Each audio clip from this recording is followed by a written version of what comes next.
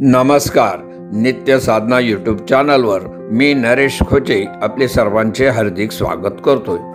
मित्रो, शारदीय नवरात्रीत अश्विन शुद्ध पंचमीला ललिता पंचमीचे व्रत केले जाते.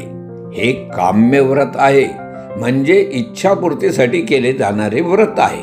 ललिता मातेला उद्देशून हे व्रत केले जाते आणि त्याला पूजापाठाची जोड दिली जाते.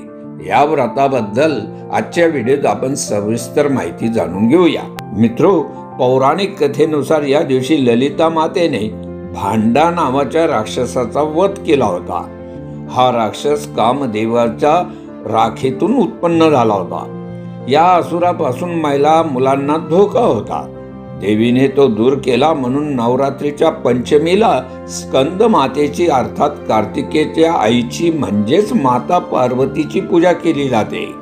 हे व्रत केले असता देवीची कृपा मिळते आणि जीवनात सुख, समृद्धी आणि शांती नांदते.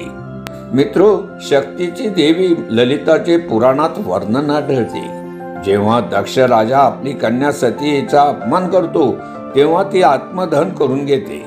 तेव्हा शिव सतीचे पार्थिव आपल्या खांद्यावर घेऊन चारी दिशेने फिरतात. मृत पार्थिव असे फिरवणे योग्य नाही.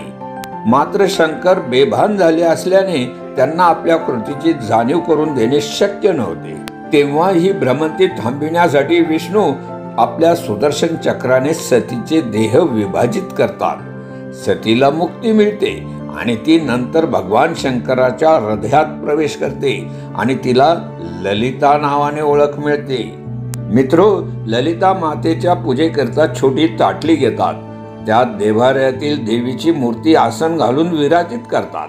फुलं, पत्री, गंधाक्षता वाहून तिची पूजा करतात.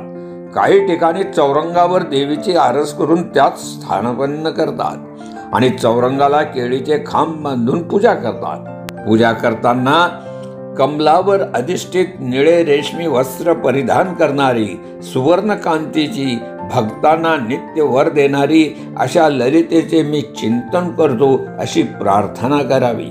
मित्रो, ललिता पंचमीचे व्रत झालेल्या दिवशी उपवास करावा.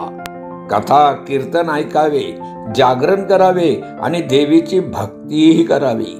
हे व्रताचरण करणे शक्य नसेल तर घटस्थापना केलेल्या जागीच देवीला ललिता माता संबोधून गूळ, खोबरं, दूध, साखर, लाडू, पेढे यथाशक्ती जे शक्य असेल त्या गोड पदार्थांचा नैवेद्य दाखवावा आणि हे व्रताचरण पूर्ण करावे.